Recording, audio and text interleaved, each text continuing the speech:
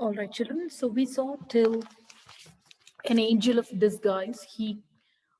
Joe Thompson, he was not able to leave the child behind. He carries her. Okay, like with the gentleness almost of a woman, he carried her and started walking across the field that was there between the hovel, that is Maggie's house, and his home, is what we saw. So let's see page 80 onwards. So 80 to 84. Now, Joe Thompson's wife, who happened to be childless, was not a woman of saintly temper, nor much given to self denial for others' good, and Joe had well grounded doubts touching the manner of greeting he should receive on his arrival. So he knows about his wife well. Joe Thompson's wife, who happened to be childless, as we discussed already. Childless, that means she had nothing else to do, only to take care of her husband and pastime. So she had turned into a vinegar tempered, ill tempered, very rude and rough person. So she was not a woman of saintly temper like a holy person, not much given to self denial for others' good.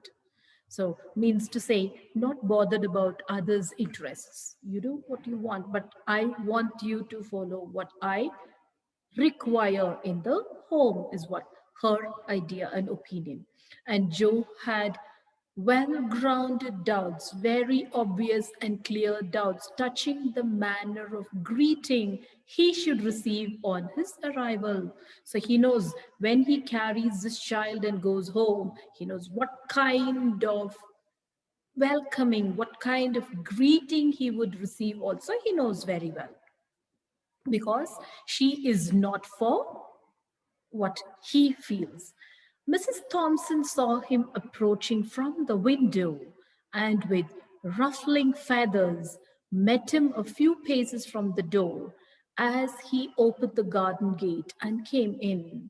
So, Mrs. Thompson, after seeing him from the window with the little girl with the ruffling feathers, being irritated, met him a few steps from the door. She just almost came out as he opened the garden gate and came in.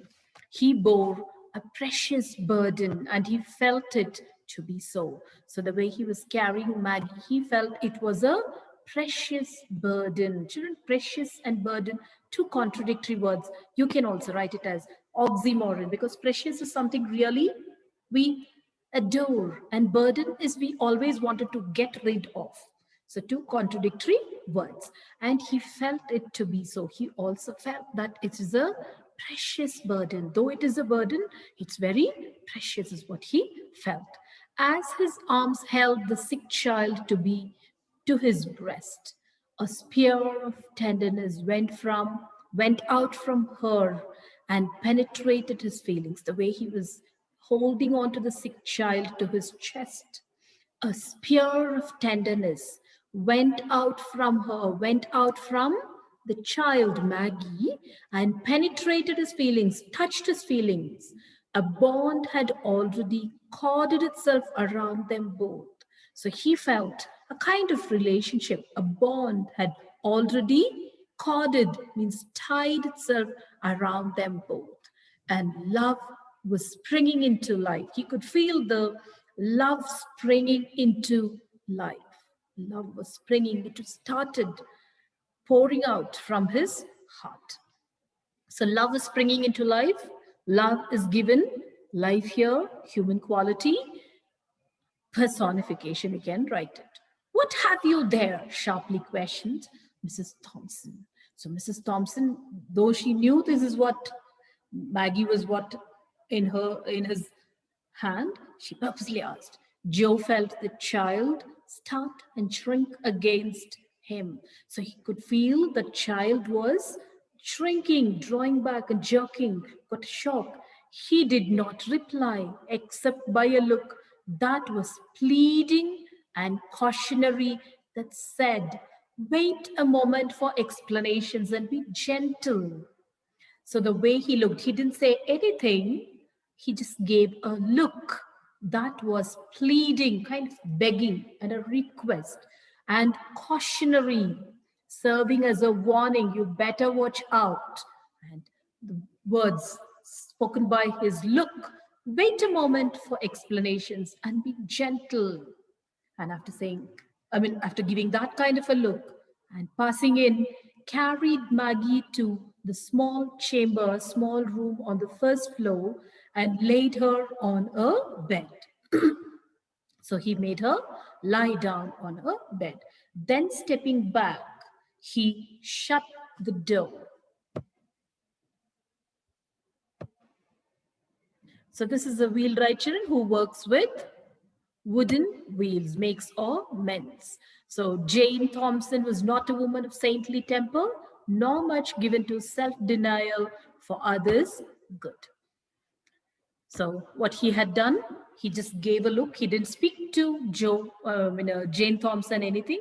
Just gave a look, and that look said, "Just wait for me to give you explanations and be gentle." And after passing in, carried Maggie to a small chamber on the first floor and laid her on the bed, on a bed. Then stepping back, he shut the door and stood face to face with his vinegar-tempered wife in the passageway outside. So he went and stood right in front of her, face to face, with his vinegar-tempered, sour or ill-tempered wife in the passageway outside, in the corridor outside. "You haven't brought home that sick brat?" Anger and astonishment were in the tones of Mrs. Joe Thompson. Her face was in a flame, red with anger. So she expected Joe to follow what she wants him to do. So she never expected her husband to go against her will. Though she was wondering, he knows what I like and what I don't like. How dare he brings this little sick brat home, is what she thought. And she opened up and spoke also. "You haven't brought home that sick brat?" Anger and disbelief, astonishment, disbelief, and surprise were in the tones of Mrs.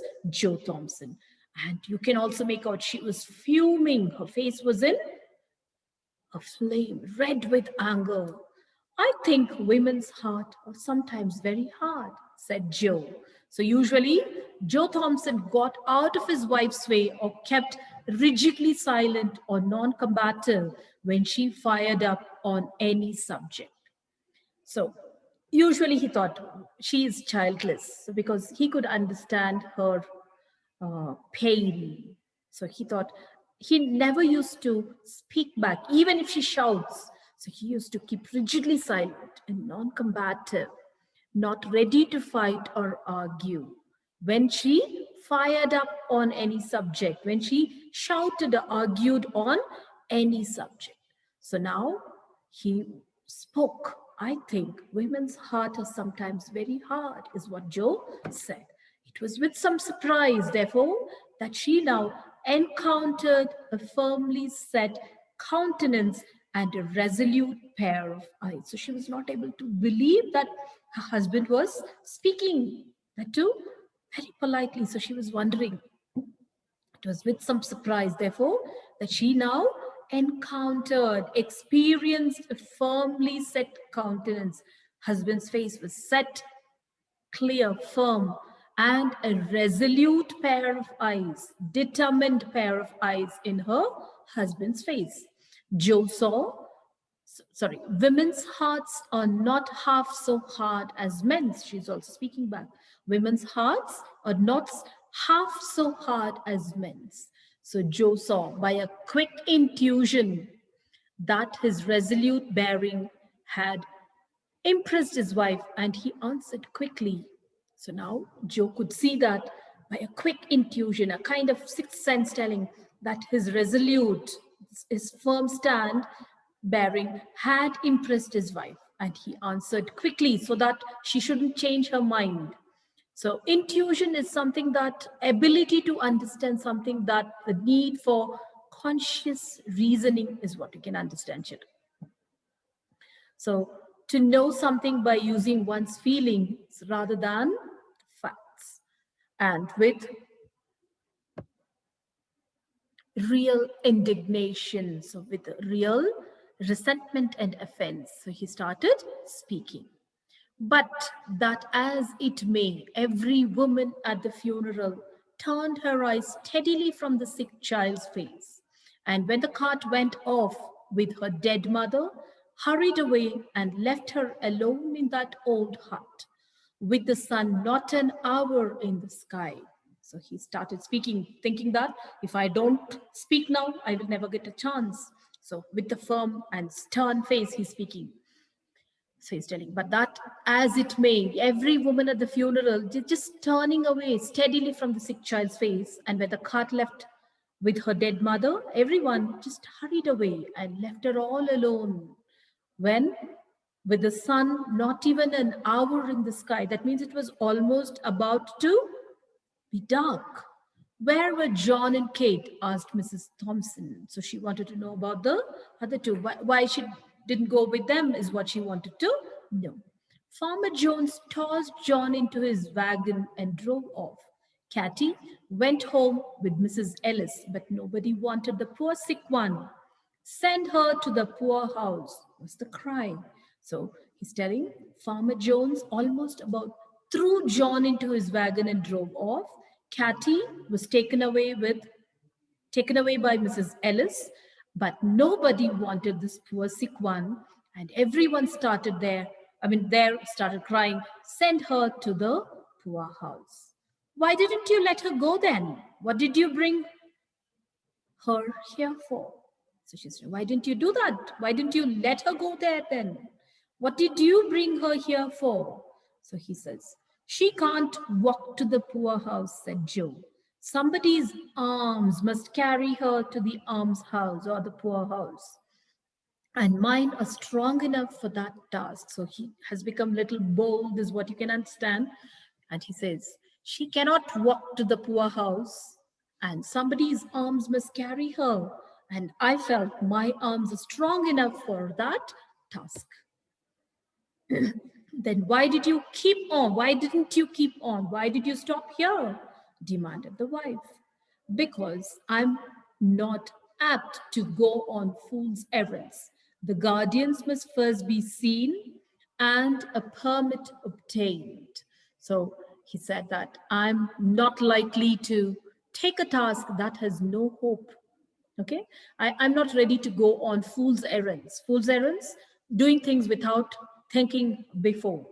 The guardians must first be seen and then a permit obtained. So what they have to do is the guardians must be seen first, and you'll have to take a permit, and only then a child can be accepted or admitted there. There was no gainsaying this. So it was nothing to deny about this. When will you see the guardians? Was asked. Guardians may be the name of the poorhouse. So when will you see the guardians? Was asked with irrepressible impatience, so unstoppable, and she was not able to control the anger and the disbelief that her husband had brought this child here. So, when are you planning to do that? When will you see the guardians? Was asked with unstoppable and controllable impatience. Tomorrow, he said. Why put it off till tomorrow? Go at once for the permit and get the whole thing off of your hands tonight. So, why do you have to wait till tomorrow? Go at once and get the permit and get the whole thing off of wash your hands off this child, is what she wanted to say. Jane said the wheelwright with an impressiveness of tone that greatly subdued his wife. So the way he spoke, the way he called out his name, probably he had never spoke to her in ages. So now the way he spoke had almost calmed down the tone of his wife. So it had an excellence of tone that greatly suppressed or muted or softened his wife. I read in the Bible sometimes and find much said about little children, how the Savior rebuked the disciples who would not receive them. So I do remember reading in the Bible sometimes, I find much said about little children, and also read how the Savior, God Himself, rebuked the disciples, pulled up, criticized sharply the disciples, the apostles, the followers of Jesus, we call them as disciples. There were 12 who would not receive them. So once in a meeting, a prayer meeting, Jesus used to give sermons on the wilderness, on the lawn or on meadows. So when he had such a sermon going on, the small children, they tried coming closer to Jesus. So the 12 disciples, thinking that if they come forward and they would be a disturbance, they tried pushing them away. And Jesus said, no, don't stop them. Let the children come to me. And he carried them in his hands. So that is what she means to, and he meant to say. So he said that, let the children come to me. Let them, don't stop them, is what Jesus said. So when he himself said that, why do you do that? And he says that when the how the Savior rebuked the apostles, the disciples who would not receive them, how he took them up in his arms and blessed them, and how he said that whosoever gave them even a cup of cold water should not go unrewarded. So this is a Bible verse. Whoever give them a cup of cold water to the little ones, they will not go unrewarded without being recognized. Now, it's a small thing for us to keep this poor, motherless little one for a single night, to be kind to her for a single night, to make her life comfortable for a single night. He is repeating this phrase a single night. Repetition is used, and of course, he is insisting or he is making her realize just for a night, we are not going to lose anything. So let us not hate the child and keep her safe, and let us not bother about sending her out of the house. The voice of the strong, rough man shook, and he turned his head away so that the moisture in his eyes might not be seen. Mrs. Thompson did not answer, but a soft feeling crept into her heart. So the voice of the strong, rough man shook, and he turned his head away. As he was speaking, he was almost literally in tears so that he doesn't want to show his tears to his wife. So he turned away, and Mrs. Thompson felt that something was really disturbing her. She didn't answer, and but a soft feeling, she could feel that a kind of soft feeling crept into her heart, slowly moved into her heart.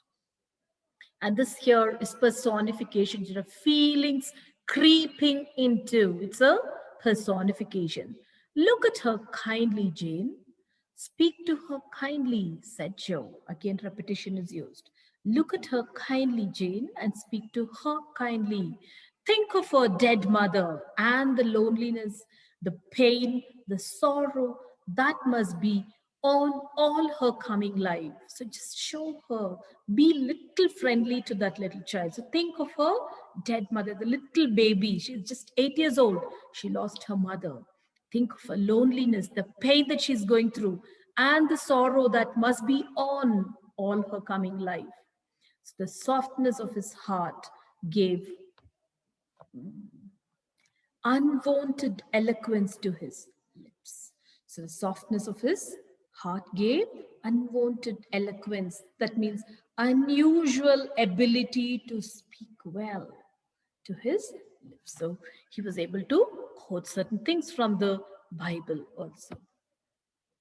So this is what he's a savior according to the Bible. So this is what he had done. He brought the children and he was happy to take them in his hand. And he also said, let the little children come to me. If not, you turn like the small child. You cannot enter the kingdom of heaven. So Mrs. Thompson did not reply, but she felt that her husband's words had a kind of change, and that change had come into her also. but presently turned towards the little chamber where her husband had deposited Maggie, and pushing open the door, went quietly in. Joe did not follow. He saw that her state had changed and felt that it would be best to leave her alone with the child. So now, after speaking, Mrs. Thompson did not reply, but presently she just turned towards the little chamber where Maggie was placed, and pushing open the door, she went quietly in. And Joe Thompson felt that he should not follow her, and he also could make out the change of mood in her, and felt that it would be best for him to leave them alone, that is, leave his wife alone with the child. So he went to his shop, which stood near the house, and worked until dusky evening, released him from labor. So he went back to his workshop and he started working, and he worked until dusky evening, released him from labor. So they never used to have lights or anything, electricity, so he used to work till the sun comes down. So he felt that that was the hour he can release himself from the labor. A light shining through the little chamber windows was the first object that attracted Joe's attention on turning towards the house. It was a good omen. So he could see that as he was crossing, or from the workshop, he could see his house, and he could see that little chamber windows were lit, light shining through the little chamber windows. That was the first object that attracted Joe's attention on turning towards the house, and he felt it is a good sign. It was a good omen, good signal. And the path led him by this windows, and when opposite, he could not help pausing to look in. So as he was coming closer, he couldn't help stopping there to look in what is happening inside the house. It was now dark enough outside to screen him from observation. So if he stands out and look inside, he can see what is happening, but from inside they can't make out who's standing out because it's quite dark now. Screen him, conceal him, hide him from the observation, from his observation. He wants to stand and look inside to see what's happening. Maggie lay a little raised on the pillow with the lamp shining full upon her face. Mrs. Thompson was sitting by the bed, talking to the child. He couldn't believe, but her back was towards the window so that her countenance was not seen. He's not able to see her expression, but he could see that Maggie is lying down, little raised. The head was raised because of extra pillows, and his wife was seated next to Maggie, and she was talking to the child. Since her back was towards the window, he was not able to make out what expression she had. From Maggie's face, therefore, so he could make out, 1 minute, children. Joe must read the character of their intercourse, that is the conversation. So he could make out from the way the expressions were shown on Maggie's face, he knew that it was not an unpleasant one. He saw that her eyes were intently fixed upon his wife.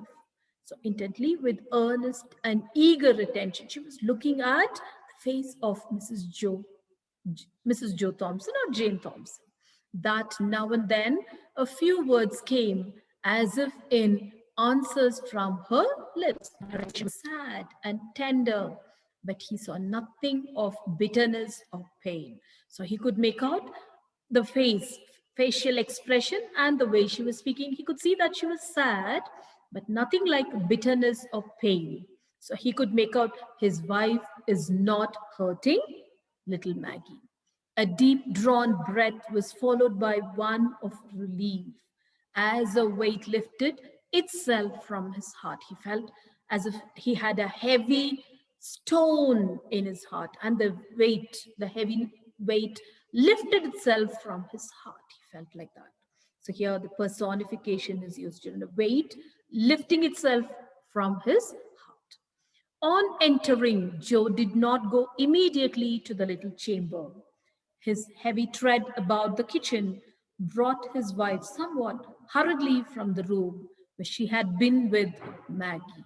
Joe thought it best not to refer to the child, not to manifest any concern in regard to her. So, after entering home, Joe did not go immediately to the little chamber where Maggie was, but his heavy tread, the steps, the way he walked about the kitchen must have been heard by Jane, and she came out hurriedly from the room where she had been with Maggie. So maybe she didn't want Joe Thompson to know that she had become friendly to the child. So she hurriedly came out of the room and to the kitchen. And Joe thought it best not to refer to the child or not to manifest any concern in regard to her. So he really didn't want to speak about it. He felt that it is better not to refer to the child, not to show or exhibit any concern or not to show any concern in regard to Maggie. How soon will supper be ready? He asked. Right soon, answered Mrs. Thompson, beginning to bustle about. So she was making some kind of noise as if she's become busy. So this bustle here is onomatopoeia, children. And there was no asperity in her voice. So there's no harshness. Asperity here, harshness. This sullenness was missing. She's turned kind of soft. After washing from his hands and face the dust and soil of work, Joe left the kitchen and went to the little bedroom. So what happened? After washing from his hand and face the dust. Children, here you can see, after having washed the dust from his face, they could have written. Instead, after washing from his hands and face the dust, it is inversion. So after that, he left the kitchen and went to the little bedroom. And a pair of large bright eyes looked up at him from the snowy bed, looked at him tenderly, gratefully, pleadingly. So she showed a lot of emotions. So he went into the bedroom, and as soon as he went, a pair of large bright eyes looked up at him from the snowy bed. Snowy bed may be clean and fluffy and soft. Okay? And she looked at him tenderly and gratefully. She's so happy that he had brought her here. And pleadingly, earnestly, and emotionally is what you can say.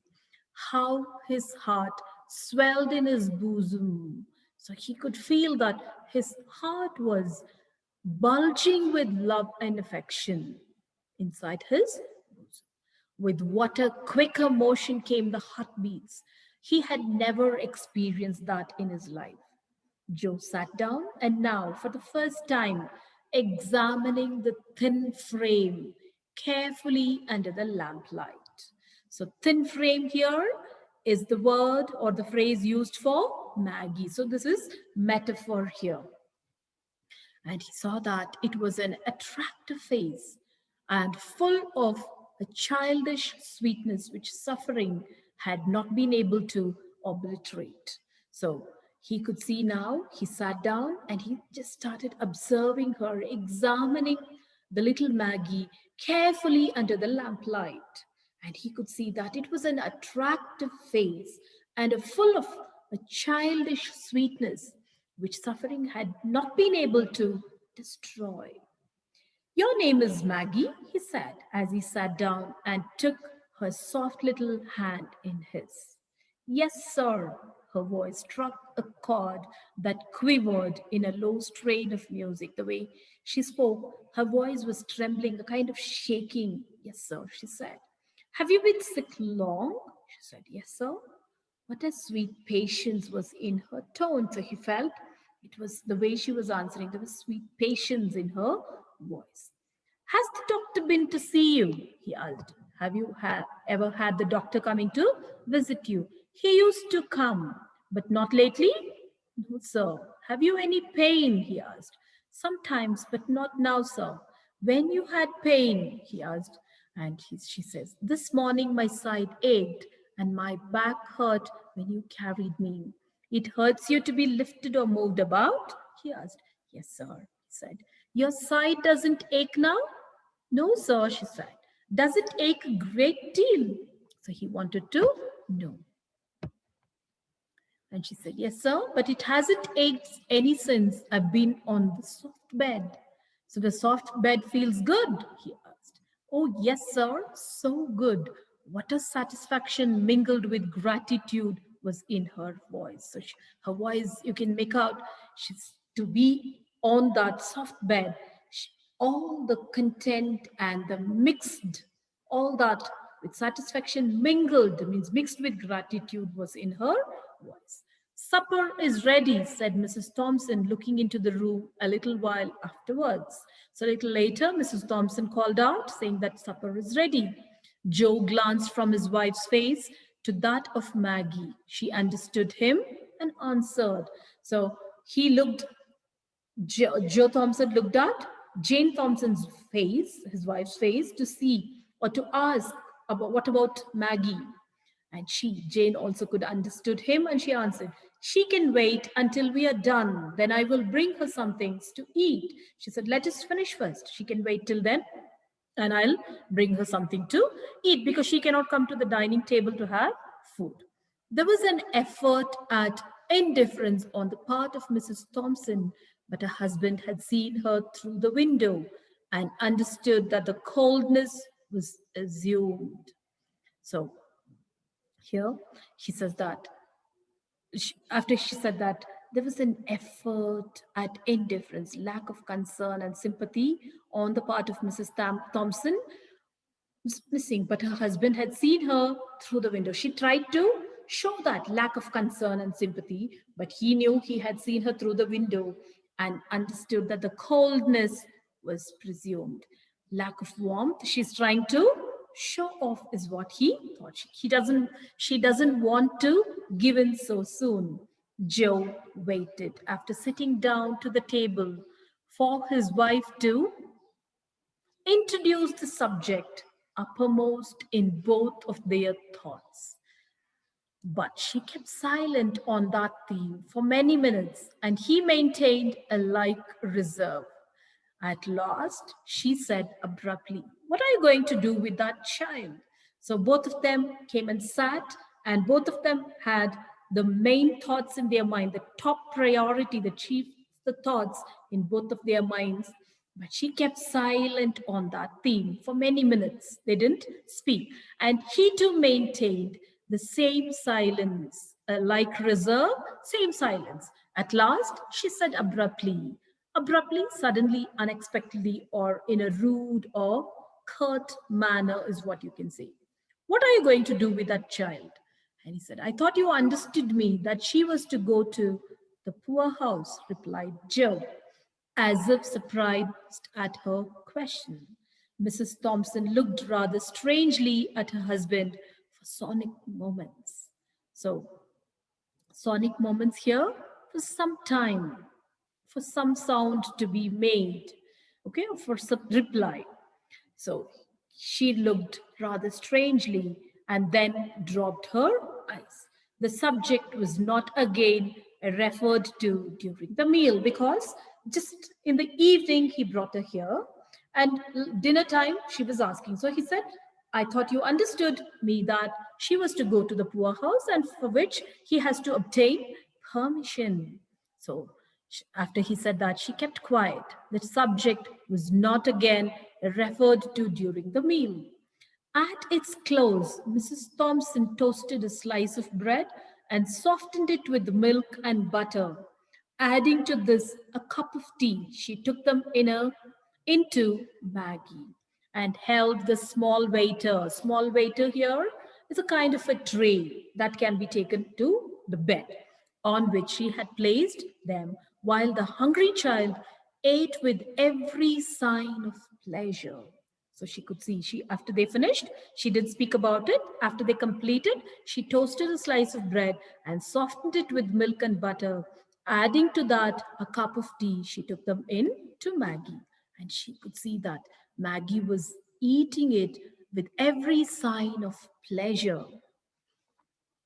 Is it good? Asked Mrs. Thompson, seeing with what a keen relish the child was eating. So She was really happy to see that the child was eating with happiness or with satisfaction, keen relish, complete liking, okay, or gaiety, happiness. So the food was eaten with complete liking. So if I cook some meal and if I have guests, or even if it is not a guest, if somebody eats my food with much pleasure, I'll be the happiest. Even if you do something, if your parents say, wow, nice, and you'll feel all the more happy like that. The child didn't say anything, but she could make out that she was eating with every sign of pleasure. So this is what she had taken: toasted bread, applied butter, and softened it with milk, and took a cup of tea also for the child. The child paused with a cup in her hand and answered, I'm sorry, children, I think I've taken the wrong page.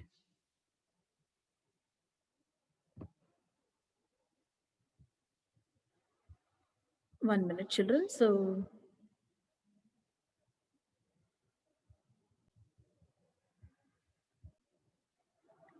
this is what she saw. When she saw the child was eating with great pleasure, she asked whether it is good.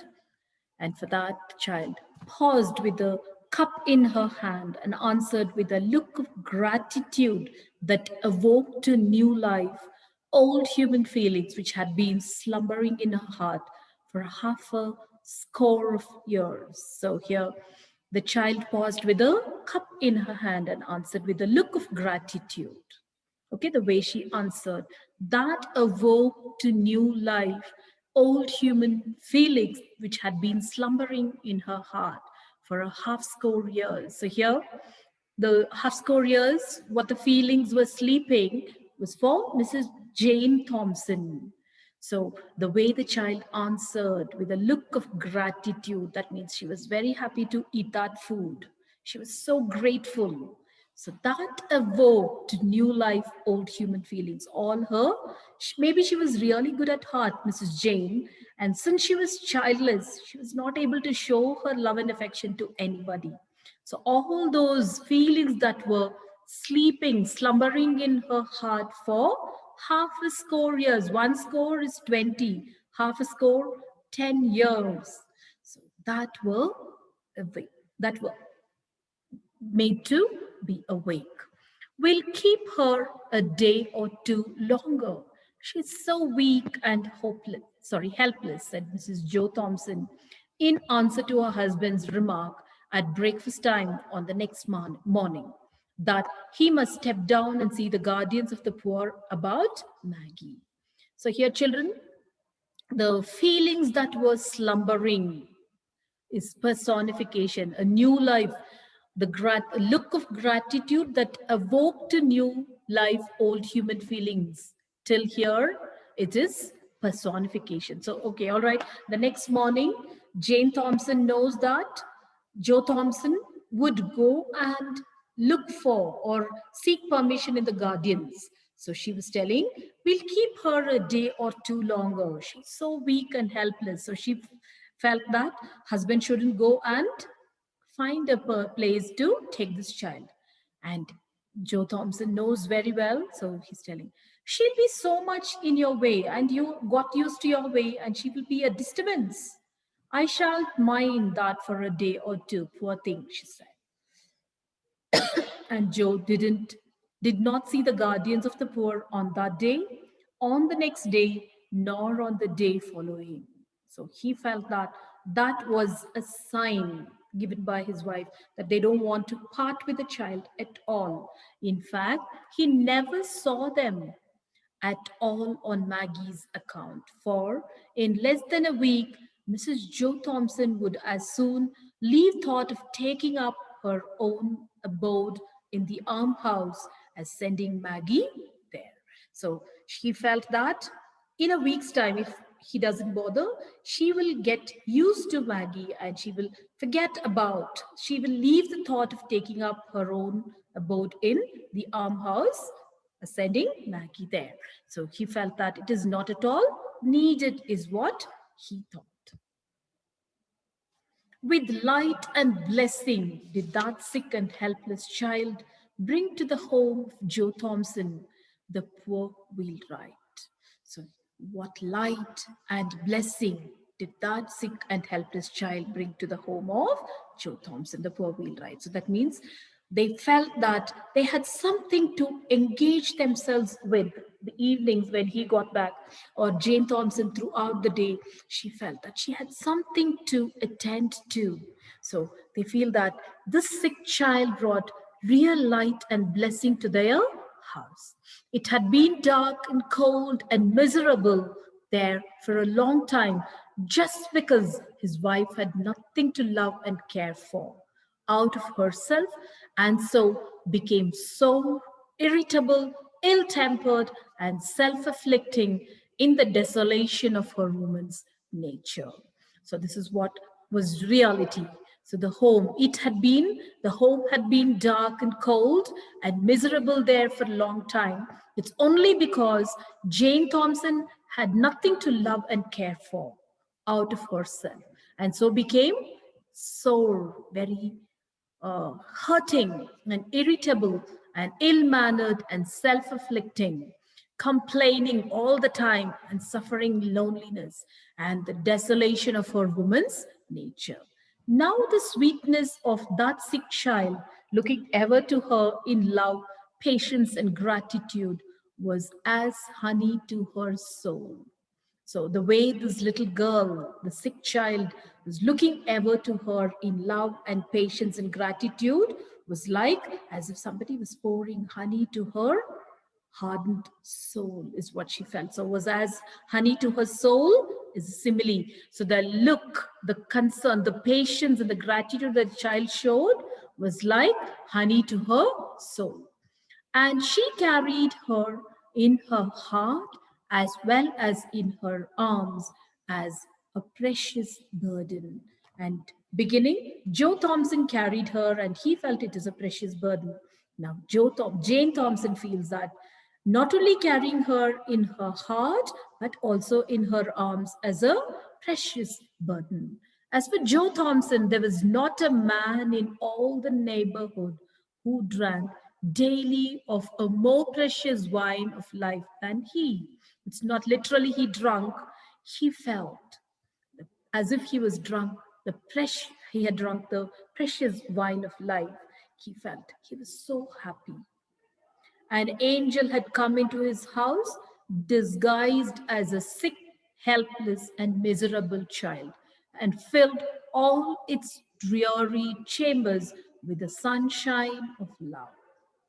So he felt this angel in the form of disguised as in the change of appearance as a sick and helpless and miserable child, and she did and filled all its dreary, dull rooms of his house with sunshine of love. So here I didn't explain this picture.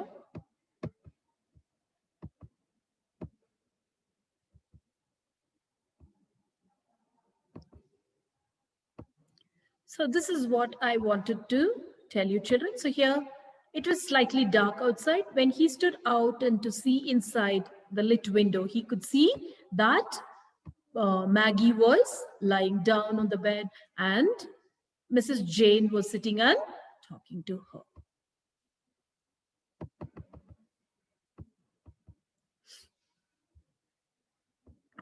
So they felt that this child who came disguised as like an angel had come into their house disguised as a sick and helpless child and miserable child and filled all their dull rooms with sunshine of love. So, like this, the rooms that were dull and dark were lit up by the sunlight. So, sunlight has the ability not only to kill the germs that are in your clothes, that could be in your clothes or inside the house. So, that's why we say we have to have nice ventilation, nice light coming into your house, sunshine. If not, you will have fungus formed inside your houses, your cupboards, and everywhere. So, sunshine is hope. So, here she had brought in love and hope and everything that they required.